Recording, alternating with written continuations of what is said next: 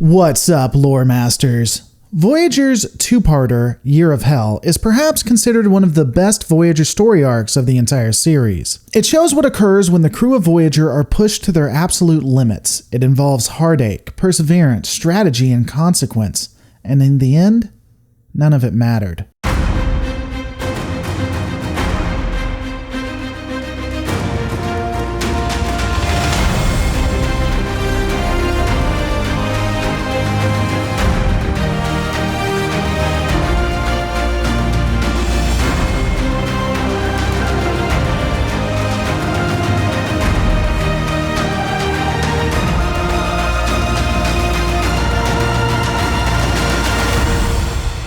The Year of Hell starts out showing us the power of the quote-unquote Crinum time ship, its ability to completely annihilate planets by ensuring that the populace on them will never exist. Of course, we don't see the time agents dealing with this because that makes sense for them to actually deal with a ship that can literally destroy everything they've ever come into contact with. Interestingly, we can't be exactly sure how long the time ship had been making these changes. We know that the Crinum had always utilized weapons that were based temporally, and an action by the Crinum Imperium would revert the entire government to barely a power at all, at least when we first see them. However, not much more is given. It would have been interesting to see these changes before the show begins and how that impacted Voyager. Perhaps in previous episodes show some minor change here and there that didn't make sense that would lead up to these two episodes. With the butterfly effect, it's possible that Voyager would have lost or gained crew all because of what was done by this insane crew. Oh, the insane crew on the time ship. Sorry, we're dealing with Voyager, so I know I'll have to delineate which crew I'm talking about when I discuss the mental derangements of the various personas. Though, to be fair, there probably wasn't any massive changes to Voyager's timeline as we see when they hit the reset button. Oh yeah, spoilers. Anyway, when they hit the reset button at the end, Voyager largely seems to be the same way we found it. Either way, we'll never really be able to know if the Crinum would have forever been trying to fix the timeline that they initially corrupted. The beginning of the end for their designs would occur when a new mapping system is created by 7 of 9 and Ensign Kim for the Astrometrics Lab. This new navigation system would shave off at least 5 years. In fact, it would be so good, so powerful that when it shows territory of another race, it instantly knows the name of that race, the Zal, and the resistance ratio for Voyager traveling through their space. I mean, that's pretty powerful, to know a race even before meeting them. If I'm going to be gracious, given the way 7 of 9 answers, it's likely that she input her knowledge gained from being a Borg. This would be how initially they know who this species is. While traveling through Zal space, Voyager encounters a Crinum vessel, the ship posing no significant threat. The captain of the Crinum vessel advises Janeway that she was in contested space and that she is to retreat immediately. Well, obviously, a woman who has talked about how the Prime Directive must be followed and is indeed so passionate about what the directive stands for, she would let an entire planet die, decides that she doesn't care what this captain says. After all, the Crinum vessel can't hurt Voyager and she'll go through this space if she wants, unquestioningly impacting internal affairs and altering Crinum-Zal relations forever. Because who cares about the Prime Directive unless it makes Insaneway look good? Am I right? Voyager continues its course forward, and while talking about the situation, the Crinum ship returns and Janeway tries to calm both sides down to begin negotiations. Because nothing says Prime Directive like getting in the middle of a centuries-old conflict. All of this would be for naught, though, as a temporal shockwave hits the vessels, transforming space-time completely. The Zal ships and Ambassador vanish, and Voyager is now getting the ever-living hell beat out of it. Looking at this timeline, it now goes with the theme that anyone who is in Starfleet thinks they can just enter into someone else's borders like they own the place. Janeway is surprised when vessels open fire on Voyager after she enters into their space unannounced. She even finds it preposterous that the Crinum demand her surrender since she had entered into their space provocatively. I mean, I'm not saying that this Crinum captain isn't a jerk, but come on. Just because Starfleet is more lenient on people entering into their space doesn't mean that Janeway should be surprised when a race is hostile to these types of actions. Unfortunately, Voyager is no match for the Crinum. As discussed, Crinum weapons are chronoton-based and bypass Voyager's shieldings completely, as if it just wasn't there. Voyager retreats but is badly damaged. Computer systems, sensors, almost everything is either destroyed or inoperable. The vessel remains under constant attack after this, the weapons being destroyed on Voyager soon after. A power surge shatters sections 10 through 53 on Deck 5, causing multiple deaths and making the area uninhabitable. Voyager is only able to destroy the enemy vessel that is attacking them at this point by deploying torpedoes like mines out the aft bay and doing some fancy flying. After the latest battle, Voyager is critically damaged with 12 wounded and 2 more dead. Sickbay is completely destroyed. With the ship in shambles, Chakotay suggests that they split up the crew, send everyone in different directions to rendezvous at the end of Crenum space. Though I wonder, why didn't they just turn around and take the long way around Crenum space versus going through it? From what I can tell, this is anywhere from still being day 4 from when they engaged the first Crenum ship to a week or 2 past the incident. So why not turn around and just get the hell out of there? Repair the engines, work on shielding, and do what you can to escape. Voyager has faced all kinds of enemies and been in similar tough spots. You're telling me they wouldn't be able just to make a go of it if they turned around? If I'm being fair, I guess there are 2 things that I need to probably point out. First, it's possible that in the time that we see Voyager absolutely wrecked, they don't have the ability to go back and escape. They waited too long and now they either continue forward or face annihilation. But more than that, let me break down Janeway as a character for a minute. For those who are veterans of the channel, you'll know that I'll often cite Cynthia Whitcomb's The Heart of the Film, in which she breaks down the characters into 5 different categories. These characters are described from level 1 to level 5. Now, technically you can have a level 0, but level 0 characters are so unrelatable that it's really difficult to even write. The character levels are 1 being self, 2 being bonding or more a romantic relationship with another person, level 3 being family or clan,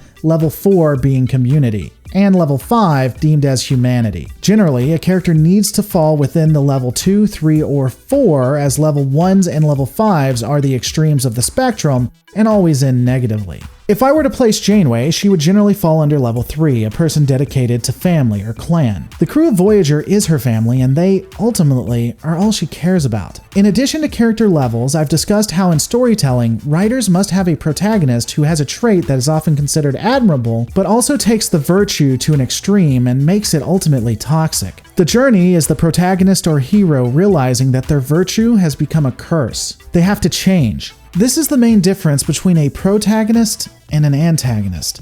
One changes and the other doesn't. For Janeway, I would say that both her character level and virtue are one and the same. Janeway, throughout the story of Voyager, is so focused on getting the crew, getting her family, home. So when the writers remember this about her character, they do pretty well.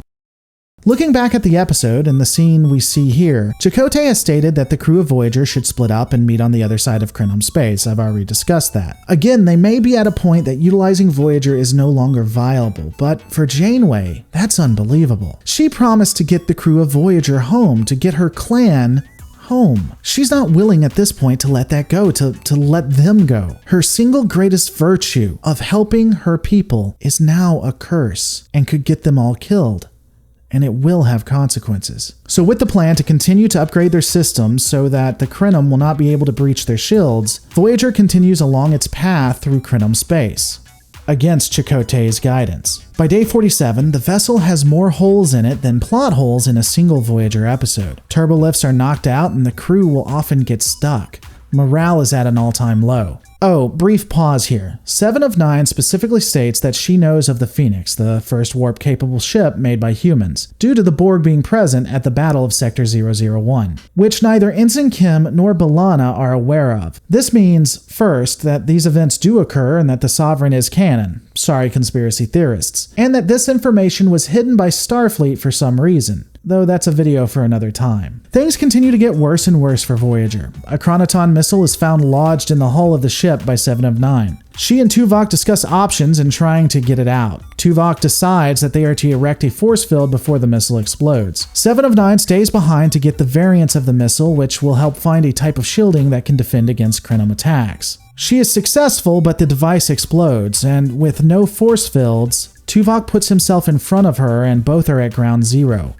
In Jeffries tubes. Apparently, in an event that would make no sense but inspire a famous Discovery scene, the weapon explodes and yet Voyager is still there and both 7 of 9 and Tuvok survive, though Tuvok without his eyesight. This does gut 7 of 9, of course. So, Ignoring the fact that both of them should be dead, if not the ship destroyed, I do want to take a moment and analyze the actions of 7 of 9. She disobeyed orders and cost Tuvok his vision. All that's true. But I think what she did was the right choice. Her ability to scan the object ultimately leads to a shielding system that is impenetrable by Krenim weapon systems. While dialogue indicates that they also had to utilize deflect or control, it appears both of these are needed in tandem. Due to the amount of attacks on Voyager, the shielding would have to be tested in battle as Krenim warships make their way towards the vessel. The blind security officer would utilize tactical functions to still fire phasers, claiming that he can now feel what is occurring on his console.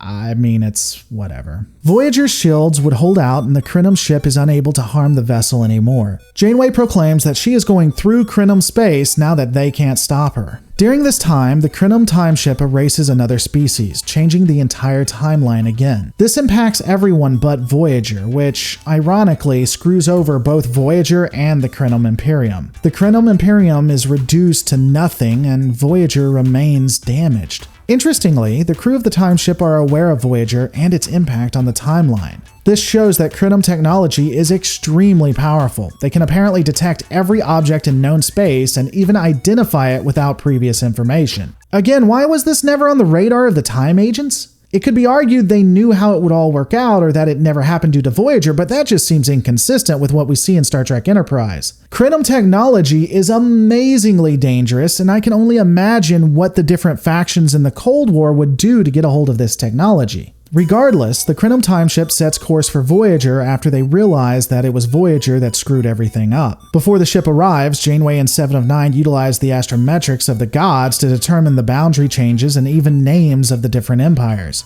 showing the Krenim Imperium becoming an empire and largely diminished. I mean, again, it is a hell of a trick to see political boundaries without actually talking to the different governments. Starfleet will have some amazing technology when Voyager gets home. 7 of 9 and Janeway talk about the butterfly effect and are interrupted when the Krenim time ship arrives. The captain of the time ship states that it's not personal and he must eliminate them to save the timeline, well, at least his timeline. Let's look at him for a moment. I honestly have some issues pegging him down. As I stated before, on the scale of character evolution, I would place him at either a level 1, a self-obsessed jerk that only cares about getting his wife back, or a level 5, a character that effectively has the powers of God and wants to bring everything that he had destroyed back to life, even if he has to destroy everyone else. Though if he is a level 5, this perspective is mainly brought through him wanting to bring his wife back. For me, I'm more leaning towards level 1, but let me know your thoughts. What is interesting is that the Krenim captain has the exact same virtue and avarice as Janeway. He cares about his people too much, but we'll see that unfortunately he is not able to overcome the toxicity of who he is.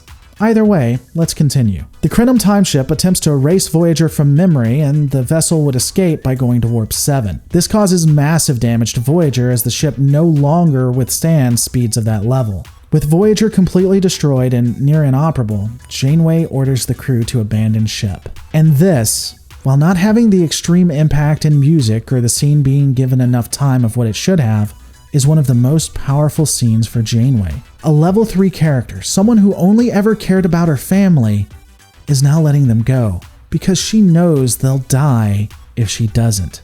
Stay tuned when we break down what happens when you destroy a character and reap what you sow.